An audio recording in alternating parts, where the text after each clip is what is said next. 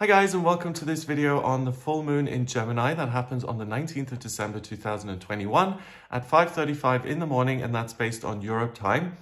Thanks for joining me. It's a pleasure to be with you today. The chart you see next to me here, that's a snapshot of the sky at the moment this full moon happened. And I'm going to give you my take on this chart to see what energy is being created by this full moon, how you can take advantage of it and have the best time possible. And also, I'm going to look at some of the potential pitfalls of this energy and how you can avoid those. Okay, so first of all, we have a sun at 27 degrees in Sagittarius, and that's 180 degrees away from the moon at 27 degrees in Gemini. So the sun in a birth chart is very much about your identity or your conscious identity, as in what you're aspiring towards, what you want to become. At 27 degrees, 2 and 7 is 9. That's the vibration of spirituality and spiritual completion in numerology. In the tarot, 9 is the hermit. And the hermit is this person who is always seeking the truth. And he has his little lantern and he goes out by himself for a while. And he realizes that the answers that he's looking for often exist inside rather than externally. So he doesn't really need to travel the world. All he needs to do is sit down, have a quiet moment, and he'll get the answer that he needs. So there's something that is illuminated about your personality. Sagittarius is the sign of the centaur. It's a fire sign, so it's masculine. It's about moving on, setting goals and getting there. And it's ruled by Jupiter, the lucky planet. So Sagittarius says, I can do whatever I feel like. I can explore the world. I'm quick, I'm strong, I can set goals and I can pursue those things and I can make them happen. So it's very much a sign that's self-reliant, that's optimistic, it's positive, and it's based, that optimism isn't just some sort of fantasy, it's based on experience. The centaur is fast, it can get places, it can get things done. So with the sun in that placement, there's a huge sense of optimism about you.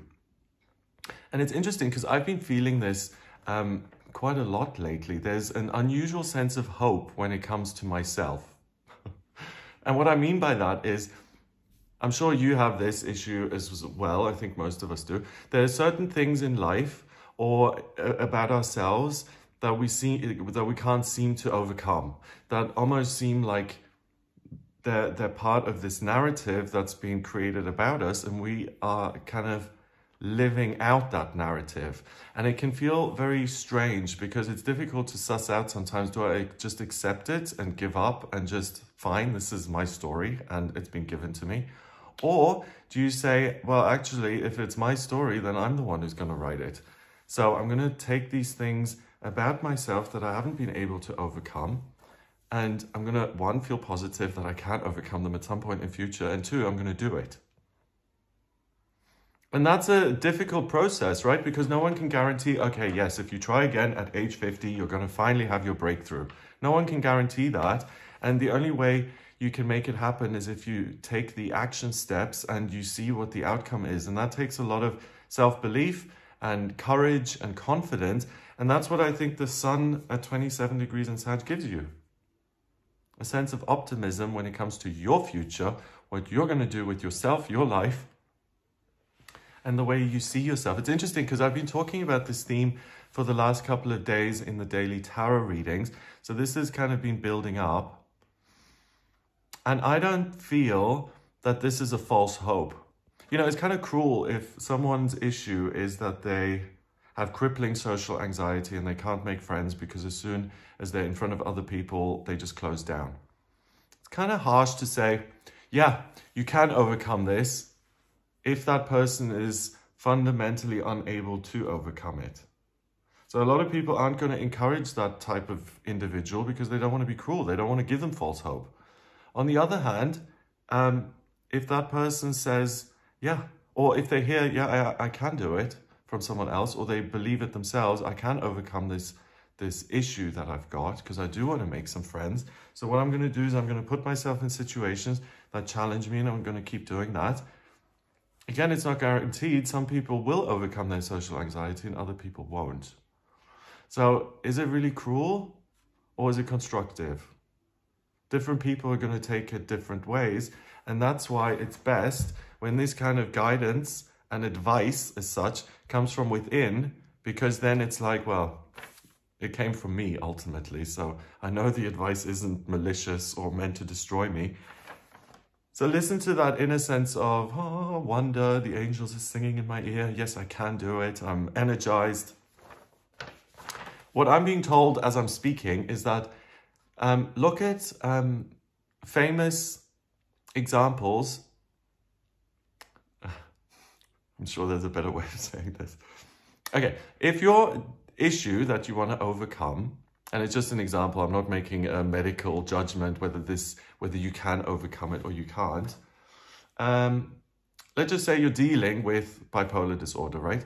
Then the message I'm getting is that looking at a list of people who have lived with bipolar disorder and have thrived despite it, and who have managed their lives despite this issue they have, like we all have, I think that on this day is going to give you a sense of being in good company. And it's not just you struggling with this on your own. Other people have done it before. And I think by looking at that kind of thing, it's going to inspire you and motivate you, and it's going to make you feel like the burden is easier to bear and carry. It's interesting that I got that message for you to look at examples, because there's one book I read that actually does that. It's Wishful Drinking by Carrie Fisher, who you guys know I adored. I read all her books. So funny. And in Wishful Drinking, she spoke about people who have, bipolar disorder, and also who've had electroconvulsive therapy, ECT. Yes, And she made two lists, because she was in the list of bipolar and electroconvulsive therapy, and she compiled like contemporaries. And for her, that was a way of not feeling so isolated with whatever she's got. So yes, that's something I would suggest. Then, excuse me. I'm just laughing because, yeah, that's something I'd suggest. There you go. The moon is at 27 degrees in Gemini.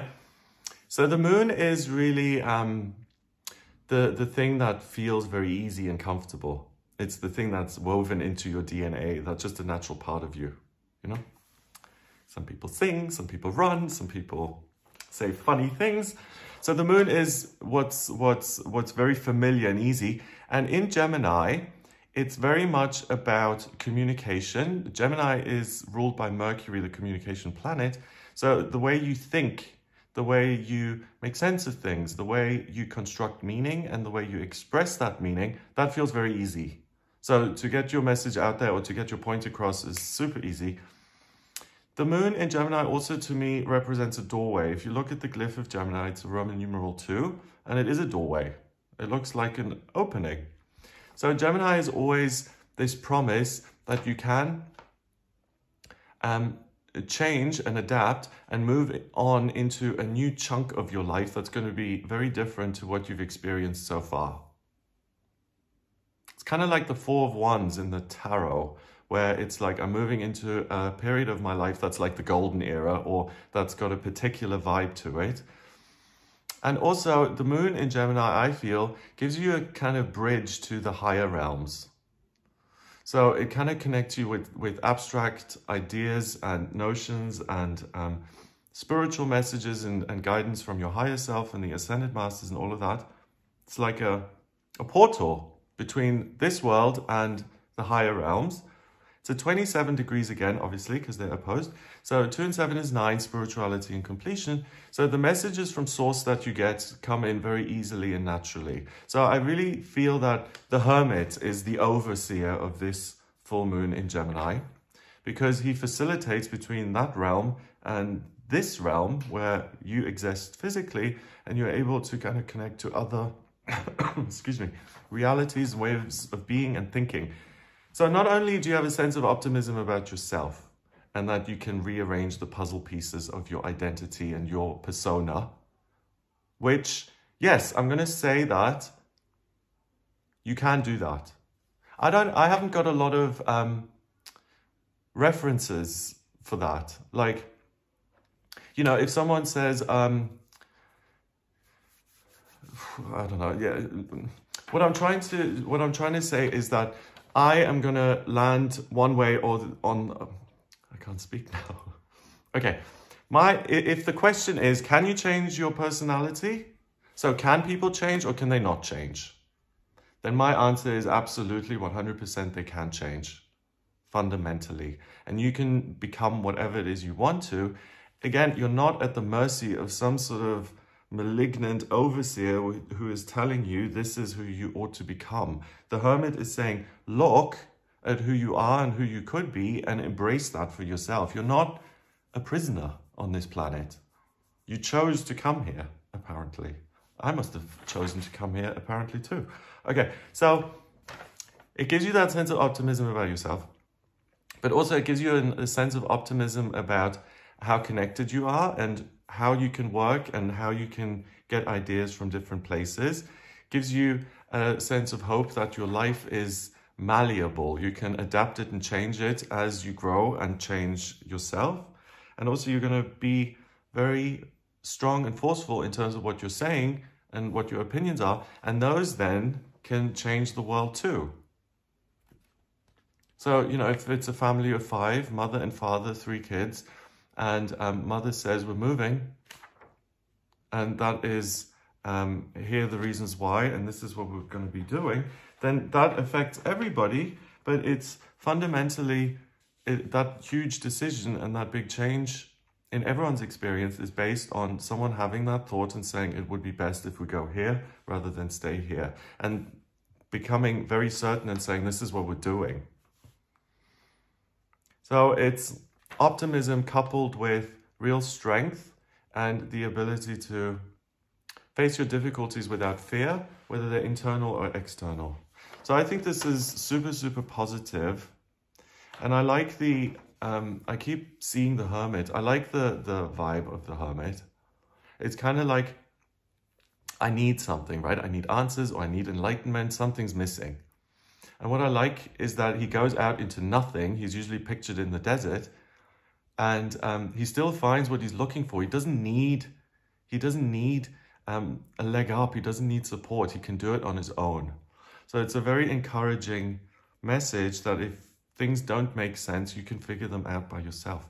Okay, so the moon in Gemini then forms lots of aspect patterns. First of all, it squares the midheaven in Virgo at 22 degrees. You can see the midheaven is the thing between the 9th and the 10th houses, and it's got a little pointed arrow. Virgo sits at the top of it, and then 22 is next to it, right? The midheaven in the birth chart is the position of noon, it's lunchtime. And it's a good indicator of what you're going to be good at when it comes to your work. So first of all, 22 is the master number of the builder. Virgo is about analysis. It's about technical expertise. It's about learning. It's absorbing information, making sense of it, having a good eye for detail. And it's about taking that info and turning it into knowledge by either teaching it or using it directly to take care of other people.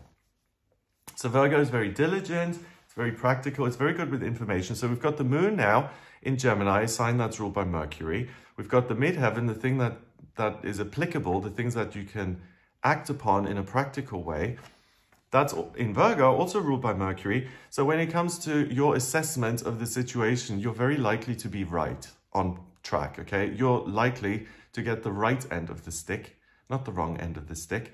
So if you feel very strongly, this is the decision I want to make, you can be pretty certain that you're going to make the right decision. And also, watch out, if someone blatantly just comes in and tries to discredit you or to cast a lot of doubt, then that's something that you don't need to tolerate, and you don't need to spend a lot of time on that. The gift of this full moon is clarity and a lack of doubt and saying, I feel this is right, so I'm going to do it. Thank you.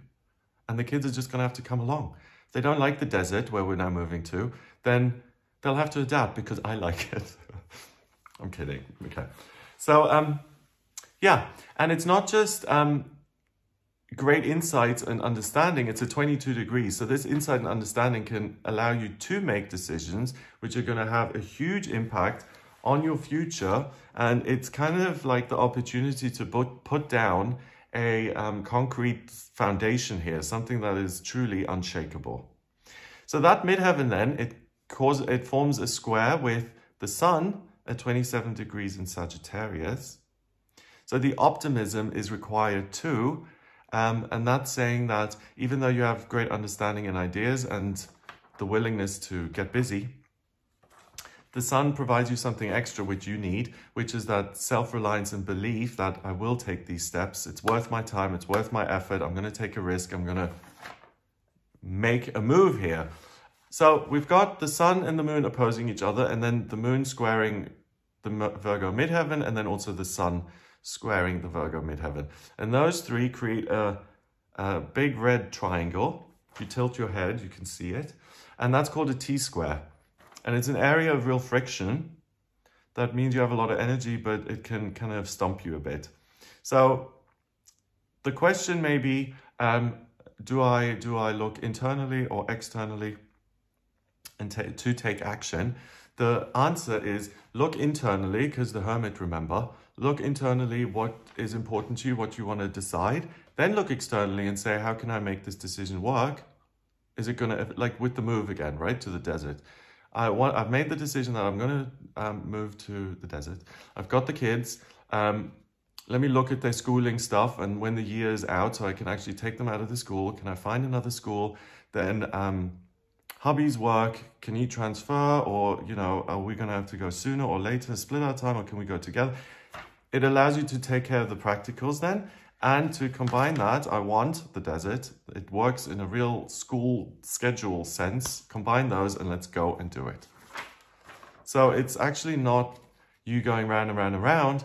It's actually a lot of pressure saying, okay, if I come to a decision, then the train has left the station. Then there's going to be no stopping it because I'm off.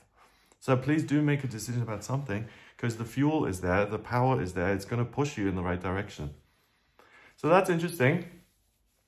We also then have a quincunx, the dotted green line you see, between the moon in Gemini and the rising in Sagittarius. So a quincunx is like two different things blending their energy together harmoniously, I feel. And the rising is at 0 degrees in Sagittarius. Whenever you have anything at 0 degrees in the chart, you get the quintessential nature of it. And the rising is the quintessential nature of a day anyway, because it's sunrise. It's like the promise of a new day. Sagittarius is, let's gallop, let's go, let's explore.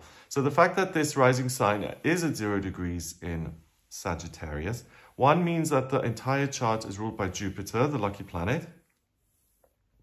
And the fact that we have this quincunx between the moon in Gemini and the Sag rising means that fundamentally you trust your own nature and this desire to go on an adventure, to go on a mission, and to see that through on your own. So you are your own special little adventurer creation today, okay? If you struggle, if you don't feel particularly confident or you don't feel particularly upbeat, this is something to really look forward to, because it's going to lift all of us and give us this wonderful can-do attitude. Yes, I can do it. We've got another quincunx between the moon and Pluto and Venus in Capricorn.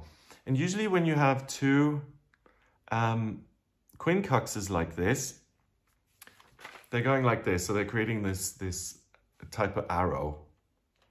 But usually they have a sextile between them at the base, meaning that they're 60 degrees apart.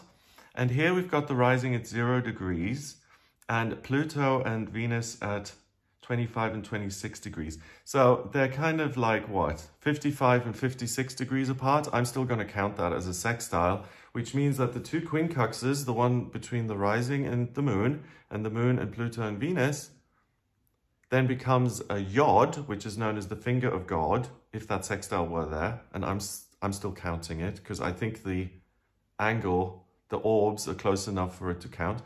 And that yod is known as the finger of God. It's a particular type of talent. So it takes that courage and optimism and willingness to act from Sag rising and the moon in Gemini, and then it connects Pluto and Venus. So Pluto is the planet of transformation and change, death and rebirth, the phoenix rising from the ashes. It's Hades, king of the underworld. 25 is 7, mind and creativity in Capricorn, the sign of the worker, saying, please redesign the way you work, make it lovable, allow yourself to have some sort of creative outlet, get creative about your life, it's really piling it on. Get creative about your circumstances, about what makes you feel secure. And then because Venus is 1 degree away from it, they kind of blend their energies together. Venus is the creative planet of love and beauty. 26 degrees is 8, power. In Capricorn, I want my work to mean something. I want to love my job. I want to love my life. I want to love the structures of my life.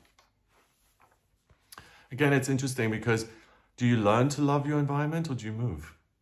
And no one can answer that. Some people will learn to love their environment if they don't. And some people will never and have to move. But it's these kind of questions, and that's why it's so important to have a word with yourself, because that's where the decisions are going to be made.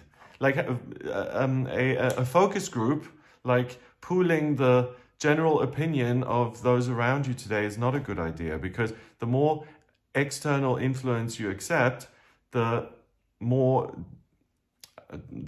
kind of diffused and less potent your decisions are going to be, because they're going to contain the ideas of other people. And this is very much about being true to yourself. You know, I don't know about you, but in my head, it's noisy enough most of the time anyway. I don't need other people to distract me. So keep it simple here. So the fact that we have this yod means that the big talent is that you have all the ingredients to change your life so that it feels more like a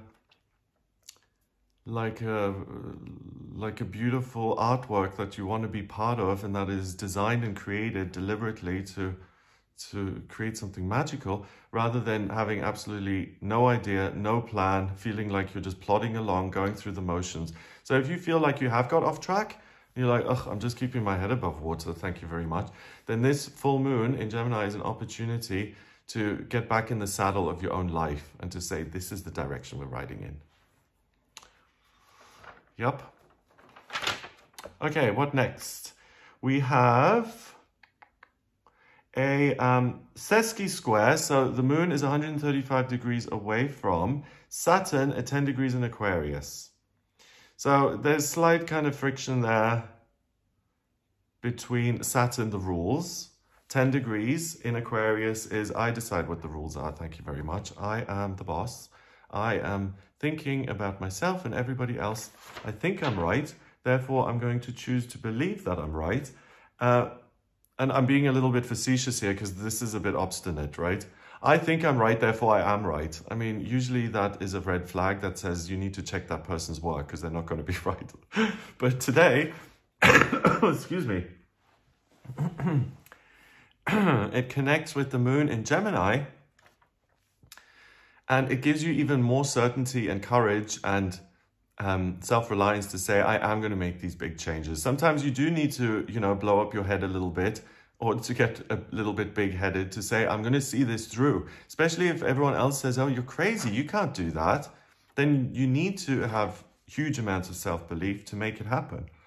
So Saturn's obstinacy here is really helpful. Because it's at 10 degrees, it's 1, which is the vibration of the boss, the pioneer, the magician. If it was at, let's say, at 9 degrees, the hermit again, I would say that it's important to gather your thoughts and to research and to you know, do research in terms of what you're trying to figure out. But with this Saturn in Aquarius at 1, it's really about take the initiative and act, because you are the authority. You are right because it's your decision. It's subjective. No one can tell you that for you it's wrong living in the desert and that it's worse than living in some sort of a swamp. They can't tell you that because they don't know what your preferences are. If you then say, I have a dust allergy, then we know which one's right. But, okay. So the point of that was that unless there's something tangible which other people can evaluate for you to help you make a decision, there's no point. And on this day, there isn't anything tangible where people can help you with, because all the decisions come from within here. So you have to, and you ought to, if you want to, please, make these decisions by yourself. That's the best way to use this opportunity. Okay. Jupiter is at 28 degrees in Aquarius, so another 10, another 1. And that trines the moon in Gemini. So a trine is this blue line They're 120 degrees away from each other, and they kind of harmonize together and blend and support. So Jupiter and the Gemini moon, you might be a little bit wordy. So you maybe have this desire to say a lot. So again, you're not really looking for feedback. So I guess that helps you if you're up on stage, if you're a public speaker, if you love the sound of your own voice, you'll have lots to listen to. Or even if you don't love the sound of your own voice, you'll learn to love it today because you'll be really impressed with some of the clear things that you're saying. And again, that's something that you can change about yourself, right? Yeah, that is something you can change about yourself. I remember I made a tape when I was like 8 or something. You know, back in the day, they had those cassettes. And if you put some sellotape on the top of the cassettes, then you could actually record over what was on it. My brother taught me that. So I did that and I recorded this little thing. I can't remember, it was about a birthday or something. And I listened to it and it was awful. I was like, what's that nasal, horrible sound? And all my family, they trashed it. They said, why would you do this? This is so stupid. So for ages, I was just like, no, I can't record myself. And look at me now. Not that I absolutely love and adore the sound of my own voice, but it certainly doesn't hurt me. And I just do spend a lot of time talking. So that is something that can't change. Another stupid little example. Okay. But Jupiter is also good luck, good fortune. And it's ever expanding. It's a gas giant, right? Aquarius are ideas. 28 is 10, which is 1. Which is my ideas, my rules, my way of seeing the world is growing. So it's kind of like you're not a child anymore. You're not here to be educated. You can educate other people if you want, but first and foremost, it's the time to say, do you know what? I'm a grown-up now. I have listened. I have learned. I have got by this far, so I can't be messing up completely. I'm still here. What am I going to do now? This is my world, my planet. I haven't been dropped off by the spaceship anymore. And even if I have, I've been here long enough now to realize that I get to bake my own cake. I get to live my reality the way I want. And Jupiter kind of supports the certainty of Saturn here, but it takes it to the extent where it's like, you're really blowing up with this self-belief. And usually when I get this kind of energy coming through the tarot or astrology, often there's a warning saying, don't get too big-headed and don't, go on a tirade or bully other people, or that warning isn't there today. You totally get on well with other people. There's no real risk. It's kind of like the Velcro has been pulled off. Other people haven't got anything on you today, and that's why they're not even a threat. So you know what I said earlier, if someone comes along and kind of tries to put you off by saying things, it's really going to be water off a duck's back. You could care less, or at least you're not going to be hooked by anything that at other times would make you feel anxious or scared. So you're immune from that today. Then we have a semi-square between the moon in Gemini and Uranus at 11 degrees in Taurus. Uranus is the unexpected, it's chaos, it's eccentricity. In Taurus, it changes when as it relates to your practical circumstances, your money, your job, where you live. 11 degrees, the master number of service. And if you look at Taurus as the bull, right? It's the most fixed of all the fixed signs in the astrology. It's the second sign of the zodiac. That's an earth sign. We've got 3 earth signs. We've got Capricorn, work, Virgo, nursing, analysis, info. And then finally, Taurus, making sure everything stays the same, creating security, predictability, and making sure everything's comfortable. So out of those 3, Taurus is the one that's most responsible for the things that are static and solid in your life. And Uranus is very much the opposite of that. It's the eccentric, it's boom, it's lightning, it's everything is being blown up. So with that being at 11, the great thing is that your circumstances aren't set in stone as such, even if they are. By that I mean a house, like something really tangible. It doesn't matter anymore. What matters is what you feel internally, and you realize that all these things in your life are just outpicturings of your decisions. And what you're interested in today is making decisions that are going to be of service to you and your life, and that's all you care about. So it's not so good for people who have everything in the world. You know, like you've got 3 multi-million-dollar houses in the world, and you've got a title somewhere, and you've got money invested everywhere, and children, and da-da-da. It's going to feel unsettling if you're trying to maintain the status quo. So if that's your situation, then look at what new area you can go into and grow. You kind of have to use this energy somehow, and how can you be of service to yourself within that circumstance, right? But if you don't feel like you have anything to lose, and you're not protecting anything because you don't want to, or the things that you have you don't care about, or you want to replace them with something else, then that's really good, because it says this isn't as important as what's going on in here. And if you make decisions today, you're going to not traipse, because traipse indicates that you're being thoughtless. You're going to march directly into a wonderful, positive future, because the decisions that you make will change your circumstances. It's not even so much manifestation, it's just simply being clear and making decisions and creating and building in your own right. You don't have to rely on some sort of benevolent universe to hand it to you. You can do it yourself. So this is all very self-sufficient, please, this full moon in Gemini. It's not saying, you know, go appeal to your best friend to help you out. It's not saying that. It's saying you can do everything. Okay, so let me just make sure I haven't missed anything here. Okay, so we've got the square, then we've got the quincunx, yep. Then opposition, another quincunx, sesqui square, a trine, semi-square, yep, that's it. Let's see if there's anything else that jumps out at me. Okay, so we've got the yod, we've got the T-square. Yep. Okay, so in terms of aspects, we're good. Let's look at some of these other planets. We've got Mars just underneath the rising. So remember, the rising sign is sunrise. So we've got Mars hiding just underneath the horizon, about to pounce and say, let's go, what are we doing today?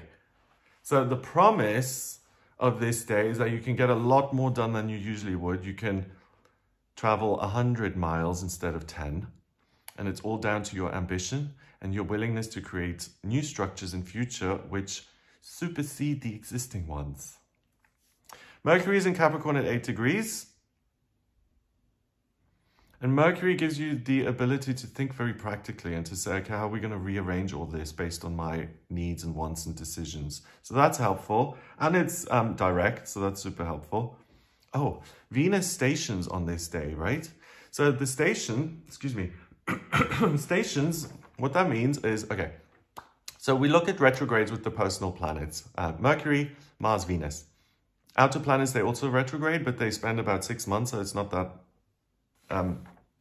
informative. Let's say Venus is moving along, and here we've got the Earth, okay? So imagine 2 cars on a highway. One car is going 70 miles an hour, the other car is going 90. So the faster car starts to catch up and catches up and catches up. There's this one moment on the highway where the kids in the back of either car can totally just look at each other and they all appear to be stationary because the cars are right next to each other. It's that moment before the quicker car speeds off again and leaves the slower one behind. But there's a moment where things seem to be standing still, right?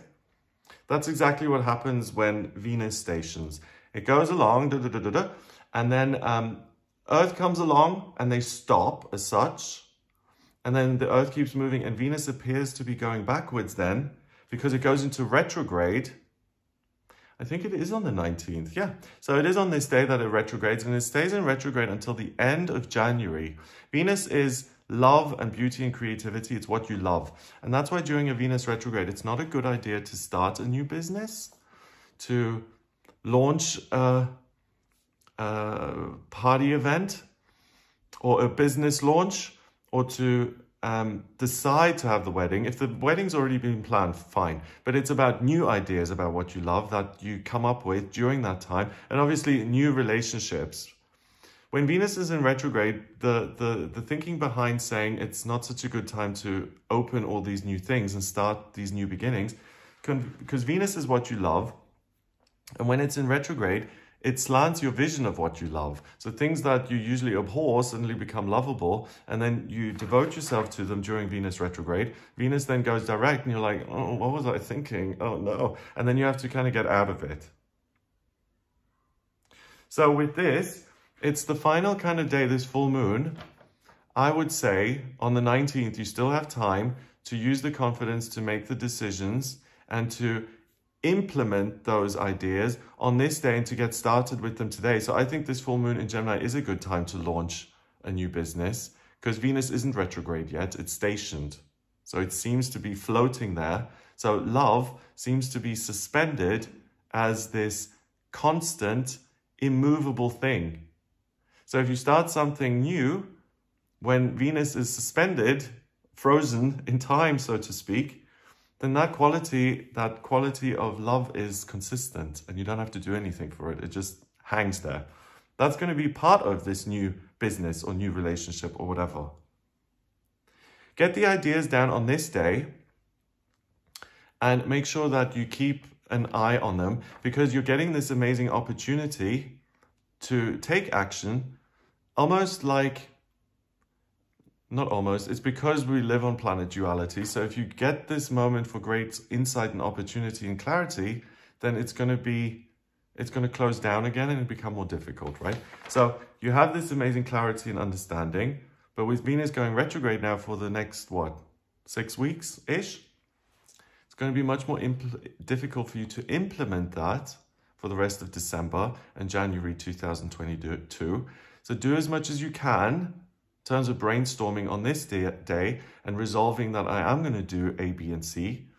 And then either do it on the 19th of December before Venus retrogrades or do it after the 29th of January 2022. And make a note of it because if 6 weeks later, this idea, when you look at it again on paper and it still fires you up with amazing ideas, then you 100% know this is something I should act upon.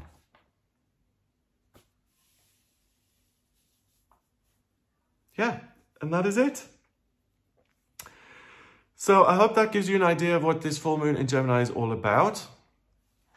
I do personal readings as well. So the way you see the chart sitting next to me here, if I do your astrology reading, I draw up your birth chart by taking your place of birth, your time of birth, and your date of birth. And once I have those three things, then I get a chart similar to the one next to me. The planets and aspect patterns and all of those things will be very different. But if I read that chart, then I can look at you and see what your talents are when it comes to your life purpose or your identity, the way to make money or the best way to thrive on planet Earth, ways of looking at the world, communication, family, love, romance, children, work, friendships, institutions, travel, education, life purpose, career, hopes and dreams, spiritual development and advancement. Anything that you may be questioning or that you want some clarity on, it's really good to look at your chart for that. Also, if you want to see what's coming up in future, I look at the transits and the progress chart for that. It shows me what's coming up over the next couple of months and years. So if you want to see what the trends are, then please also do get in touch. And also if there's moving involved, then I look at the astrocartography because that shows me how different parts of the world influence you specifically based on your birth chart. So if you're interested in any of those things, please do get in touch with me for a personal reading, gregoryscott.com. If you like this video, then give it a thumbs up. Please hit subscribe and share the video online. Have an amazing full moon, and I'll speak to you for the daily tarot readings, the weekly horoscopes, and these special videos that I do on the eclipses, the full moons, and the new moons. Have a wonderful day, and I'll speak to you soon.